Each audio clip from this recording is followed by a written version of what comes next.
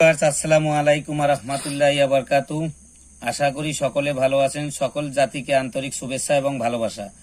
তো আজকে আপনাদেরকে সুন্দর একটি টিপস দেখাবো, যেটি নারীদের পক্ষে এবং ছেলেদের পক্ষে অত্যন্ত উপকারিতা করবে।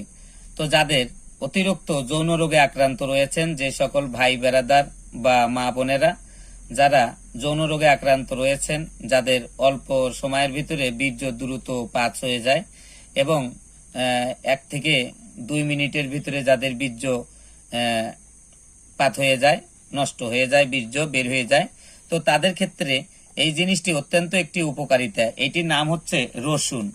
যে রসুনটি আমরা তরকারিতে, সালাতে বা বিভিন্ন চাটনিতে, ভর্তায় খেয়ে থাকি। তো এই রসুন নেবেন, 2টি দানা নেবেন। তো নেওয়ার জন্য যেদিন আপনি স্ত্রী সহবাসে যাবেন বা আপনি যেদিন আপনার ভালো